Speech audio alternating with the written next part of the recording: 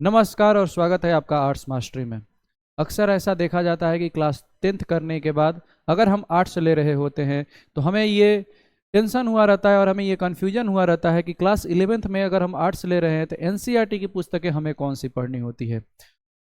उसी से रिलेटेड ये वीडियो होने वाला है और उसी कन्फ्यूजन को दूर करने वाला ये आपका वीडियो होने वाला है। अगर आप इस वीडियो को पूरा देख लेते हैं तो आपका कन्फ्यूजन ऑटोमेटिक क्या हो जाएगा, दूर हो जाएगा कि हमें एनसीईआरटी की कौन कौन सी पुस्तकें पढ़नी है। हमारा राजनीति शास्त्र है, भूगोल है, या फिर मनोविज्ञान है, या फिर समाजशास्त्र है, तो इनमें या फिर इतिहास आपने चूज किया हुआ है तो इसमें आपको कौन कौन सी किताबें पढ़नी है, उसी से रिलेटेड हमारा ये वीडियो होने वाला है। और आपका जो अब तक का कन्फ्यूजन बना हुआ है वो कन्फ्यूजन भी आपका आपको दूर होने वाला है। चलिए तो शुरू करते हैं इस वीडियो को। शुरू करते हैं एज यूजुअल एक कोटेशन के साथ में हम लोग शुरू करते हैं इस वीडियो को। ठोकरें खाके भी न संभले तो मुसाफिर का नसीब, वरना पत्थरों ने तो अपना फर्ज निभा ही दिया है। अब क्लास 10th पास कर चुके हैं, क्लास 10th में आपने अच्छे से पढ़ाई नहीं किया लेकिन फिर भी आपको थोड़ा बहुत रिजल्ट बैलेंस्ड अनबैलेंस्ड हुआ है, तो यहाँ पर एक तरीके से ठोकर लग चुका है कि हाँ अब हमें क्लास 11th और 12 में बहुत अच्छे प्रकार से फोकस्ड होकर क्या करना है कि पढ़ाई करना है। जो भी हम अपना सब्जेक्ट ले रहे हैं, चाहे वो साइंस ले रहे हैं, चाहे वो आर्ट्स ले रहे हैं, आप किसी भी प्रकार का सब्जेक्ट ले रहे हैं तो उसमें एकदम पूरा फोकस्ड के साथ में 100% डेडिकेशन के साथ में आपको क्या करना है, पढ़ाई करना है। चलिए स्टार्ट करते हैं। अगर आप राजनीति शास्त्र अपने सब्जेक्ट में चयन किए हैं, अगर राजनीति शास्त्र आपका एक सब्जेक्ट है और एक भूगोल है और एक इतिहास है, या फिर राजनीति शास्त्र है, इतिहास है या मनोविज्ञान है, आप इनमें से कोई भी 3 कॉम्बिनेशन अगर लिए हुए उसमें से अगर एक आपका राजनीति शास्त्र है तो राजनीति शास्त्र में आपको एनसीईआरटी की यही 2 पुस्तकें पढ़नी है। पहला जो पार्ट है राजनीतिक शास्त्र का वो है राजनीतिक सिद्धांत, वो है राजनीतिक सिद्धांत, और दूसरा है भारत का संविधान सिद्धांत और व्यवहार। इस वाले किताब में आप पढ़िएगा राजनीतिक सिद्धांत के बारे में। जैसे पहला ही चैप्टर आपका रिलेटेड रहेगा राजनीतिक सिद्धांत होता क्या है, पहले इसको आप समझिएगा। उससे पहले राजनीति क्या होती है, कहां से आती है। अगर हम राजनीति के जनक की बात करें तो अरस्तु को बोला जाता है, अगर भारतीय राजनीति के जनक की बात करें तो हमें बोला जाता है चाणक्य को बोला जाता है। तो ये राजनीति शब्द होती क्या है, क्या आज जो राजनीति हो रही है यही राजनीति है या कुछ और होता है राजनीति की परिभाषा, ये सब जानेंगे। और राजनीतिक सिद्धांत, इसे सिद्धांत क्यों बोला जा रहा है। आप स्वतंत्रता के बारे में जानते हैं, आप अधिकार के बारे में जानते हैं, आप न्याय के बारे में जानते हैं, आप नागरिकता के बारे में जानते हैं, आप धर्मनिरपेक्षता के बारे में जानते हैं। यानी आप इसमें पढ़ रहे होते हैं धर्मनिरपेक्षता क्या होती है, धर्मनिरपेक्षता क्या होती है, स्वतंत्रता क्या होती है, समानता क्या होती है। आप इन सब शब्दों से आप अवगत हो रहे होते हैं।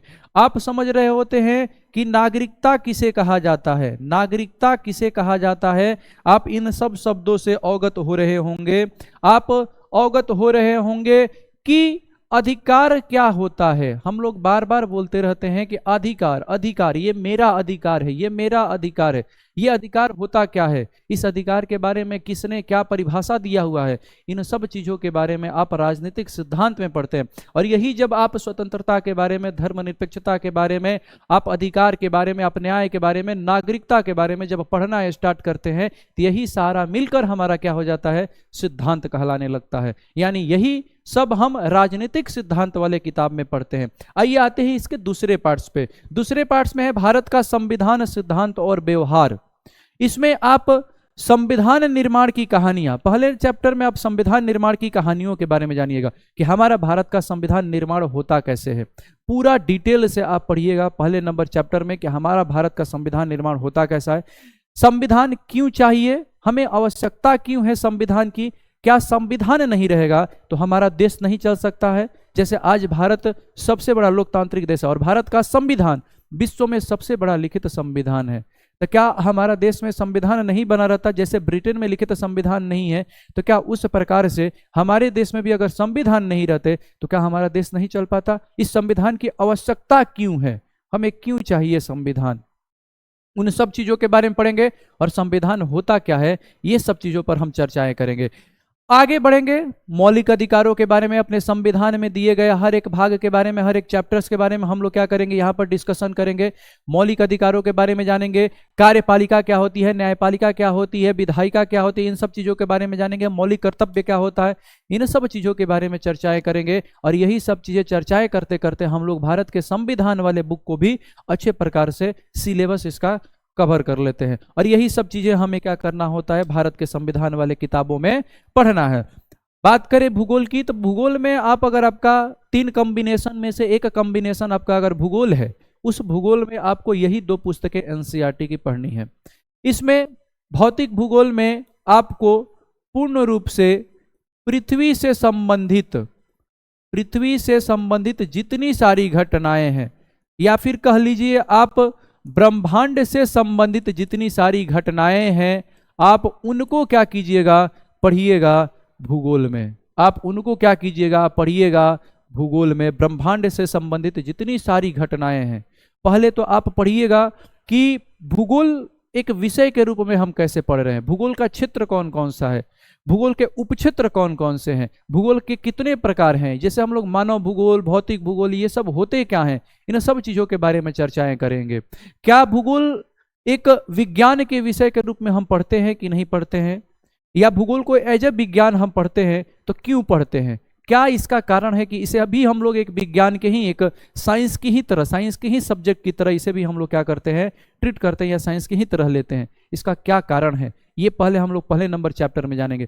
फिर दूसरे नंबर अगर चैप्टर की बात करें तो उसमें हम लोग पूरे ब्रह्मांड के निर्माण की बातें करेंगे कि कैसे ब्रह्मांड का निर्माण होता है, कैसे पृथ्वी की निर्माण होती है, कैसे उसके बाद हमारे ये पूरे जो आपका सौरमंडल दिखाई देता है, इन सब चीज़ों की निर्माण कैसे होती है, कैसे निर्माण होता है हमारे चंद्रमा की, कैसे निर्माण होता है बाकी सारे ग्रहों की, वातावरण, जलवायु, ये सब चीज़ों का निर्माण कैसे होता है। पूरे महाद्वीप एक में हुआ करते थे, जिसे पैंजिया, या पूरे महासागर एक में जब हुआ करते थे तो उन्हें पैंथोलासा बोला जाता था। और ये सब चीज़ें और ये आज पूरे महाद्वीप अलग अलग दिखाई दे रहे हैं, इसके पीछे का कारण क्या है, इन सब चीज़ों के बारे में हम इस वाले किताब में यानी भौतिक भूगोल में हम लोग पढ़ेंगे। भौतिक भूगोल में पृथ्वी के बदलते स्वरूपों के बारे में पढ़ते हैं। किसके बारे में पढ़ते हैं, पृथ्वी के बदलते स्वरूपों के बारे में। अगर जिस सब्जेक्ट में, जिस विषय में हम पढ़ रहे होते हैं तो वो भौतिक भूगोल है। और पृथ्वी के बदलते स्वरूपों के बारे में हम क्या करेंगे, यहाँ पर एकदम टोटली एकदम डिटेल से हम लोग क्या करेंगे, कवर करेंगे। दूसरा इसका पार्ट्स पे आएंगे तो ये भारत का भौतिक पर्यावरण के बारे में बताता है, यानी कि भारत के भौतिक पर्यावरण, यानी अब हम ब्रह्मांड और पृथ्वी से अलग होकर सिर्फ और सिर्फ हम फिक्स्ड हो जाएंगे और फोकस्ड हो जाएंगे किस पे, भारत पर हो जाएंगे। यानी भारत के कौन से खंड का कि कब निर्माण हुआ है। मान लीजिए जैसे बोला जाता है कि भारत 3 खंडों में बटा हुआ है, प्रायद्वीपीय खंड हो गया, हिमालय हो गया, उत्तरी भारत का मैदान हो गया, तो इनमें से किनका निर्माण पहले हुआ है, कैसे हुआ है, कब हुआ है, कैसी घटनाएं घटी है। पहले बोला जाता है कि भारत गोंडवाना लैंड का भाग हुआ करता था, तो गोंडवाना लैंड से टूटने का कारण क्या है, कब टूटता है, टूटने के बाद कब हमारा एशियाई प्लेट से टकराता है, एशियाई प्लेट से टकराने के बाद क्या क्या घटनाएं घटित होती हैं पृथ्वी पर, भारतीय जो महाद्वीप है, भारतीय महाद्वीप में क्या क्या घटनाएं, और कैसे भारतीय महाद्वीप के जो स्थल खंड है उनका निर्माण होता है, और कैसे इसके स्वरूप बदलते रहते हैं। इन सब चीजों के बारे में हम भारत भौतिक पर्यावरण इस वाले सब्जेक्ट में पढ़ेंगे। अब अगर आगे बढ़ते हैं, और अगर आपका 3 कॉम्बिनेशन वाले सब्जेक्ट में से एक आपका क्या है, इतिहास है, तो उस इतिहास में आप विश्व के इतिहास के बारे में पढ़िएगा। भारत के इतिहास में आप क्लास 12 में जाकर पढ़िएगा, लेकिन 11th में आप पढ़िएगा तो विश्व के इतिहास के बारे में आपको जानना है। यानी आदि मानव से हम लोग शुरुआत करेंगे कि कहाँ से आदि मानव की उत्पत्ति होती है, क्या होता है, कैसे होता है, उनका स्ट्रक्चर कैसा हुआ करता था, फिर उसके बाद कैसे हमारा एक सभ्यता का विकास कैसे होता है, कैसे वो लोग निवास करना, एक जगह पर रुकना स्टार्ट करते हैं, फिर मेसोपोटामिया की सभ्यता में रोमन के साम्राज्य के बारे में, ईसाई धर्म का उदय, इस्लाम धर्म का उदय, इन सब चीज़ों के बारे में, औद्योगिक क्रांति, उसके बाद सिकंदर, यूनानी आक्रमण, इन सब चीज़ों घटनाओं के बारे में हम लोग क्या करेंगे, पढ़ेंगे। विश्व इतिहास के बारे में इसी को हम लोग 3 पार्ट्स में, इसमें एक ही बुक पढ़ना है आपको, विश्व इतिहास के कुछ विषय, लेकिन इसी बुक में आपको इस बुक को 3 भागों में बांटकर पढ़ाया जाता है। एक पढ़ाया जाएगा आपको प्राचीन इतिहास के बारे में, एक पढ़ाया जाएगा आपको मध्यकालीन इतिहास के बारे में, एक पढ़ाया जाएगा आपको आधुनिक इतिहास के बारे में। आधुनिक इतिहास में विश्व में कैसे आधुनिक क्रांति, यानी कि औद्योगिक क्रांति कैसे लाई जाती है, कैसे लोग अलग अलग महाद्वीपों की खोज करना निकलना स्टार्ट करते हैं, इन सब घटनाओं के बारे में, इन सब संबंधित घटनाओं के बारे में हम लोग क्या करते हैं यहाँ पे पढ़ते हैं। अब अगर 3 कॉम्बिनेशन में से आपने एक सब्जेक्ट अपनी रुचि के हिसाब से या आप अपने कह लीजिए एक इंटरेस्ट के हिसाब से समाजशास्त्र आप अगर सब्जेक्ट लिए हुए हैं तो समाजशास्त्र में आपको ये एनसीईआरटी की किताबें पढ़नी है। इसमें आप भारतीय समाज के बारे में जानिएगा। आज भारतीय समाज इतनी ज़्यादा विविधतापूर्ण है, ये कैसे है, और ये जो घटनाएं सामाजिक रूप से दिखाई दे रही हैं, ये सामाजिक रूप से घटनाएं कैसे घटित होती हैं, क्या कारण होता है, इन सब चीज़ों के बारे में, इन सब चीज़ों के पीछे के कारणों के बारे में, पहले भारतीय समाज कैसा हुआ करती थी, अब भारतीय समाज कैसी है, इन सब चीज़ों के बारे में तुलनात्मक आप अध्ययन क्या कीजिएगा, समाजशास्त्र के परिचय में आप क्या कीजिएगा, पढ़िएगा। अगर आपका 3 कॉम्बिनेशन में से आपका एक कॉम्बिनेशन आपने अपने इंटरेस्ट के हिसाब से इकोनॉमिक्स भी अगर लिया हुआ है और 3 कॉम्बिनेशन वाले सब्जेक्ट्स में से आपका एक इकोनॉमिक्स है, तो उस इकोनॉमिक्स वाले सब्जेक्ट में आपको यही 2 पुस्तकें एनसीईआरटी की पढ़नी है।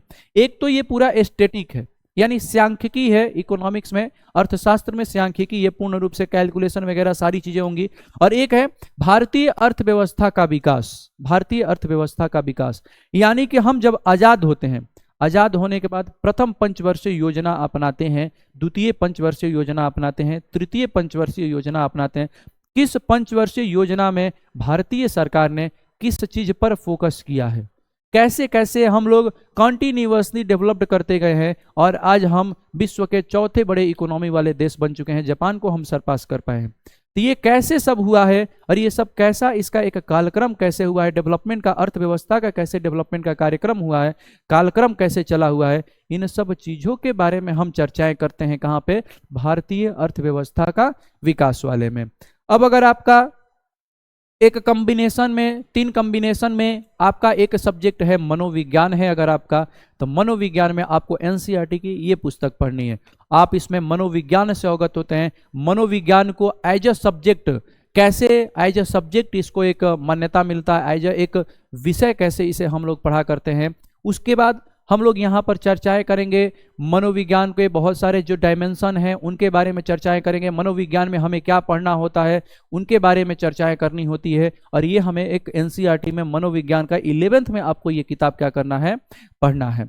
अब यही आपके सब्जेक्ट हैं जो एनसीईआरटी के क्या करने हैं, पढ़ने हैं। अब ये वीडियो देखने के बाद आपका कंफ्यूजन टोटली दूर हो जाएगा कि हमें एनसीईआरटी की कौन कौन सी पुस्तकें पढ़नी है, हमें राजनीति शास्त्र में क्या लेना है, हमें भूगोल में कौन सी किताबें खरीदनी है, अगर दुकान पे जाना है तो दुकान वाले भैया से हमें कौन सा किताब मांगना है। ये सारी चीजें आपकी कंफ्यूजन आपके दिमाग में होंगे, आपका ये कंफ्यूजन अब क्या हो गया होगा, दूर हो गया होगा।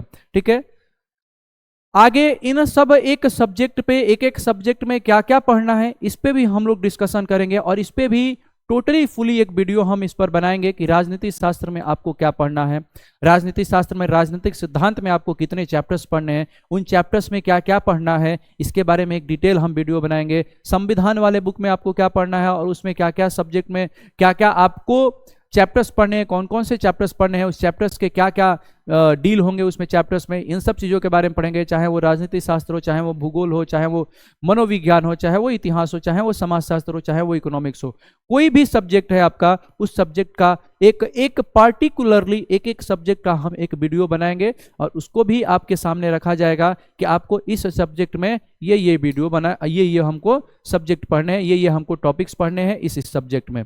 आई होप कि आपको ये वीडियो बहुत ज़्यादा यूजफुल यानी हेल्पफुल लगा होगा और आपका कन्फ्यूजन अब दूर हो गया होगा कि हमें कौन कौन से सब्जेक्ट पढ़ने हैं एनसीईआरटी में। आपके मित्रों को भी ये कन्फ्यूजन होगा, आप उनके साथ में भी शेयर कर सकते हैं ये वीडियो और उनको बता सकते हैं कि देखो हमें क्लास 11th में ये सब्जेक्ट क्या करने हैं, पढ़ने, अगर हमने आर्ट्स लिया हुआ तो, आर्ट्स लिया है तो।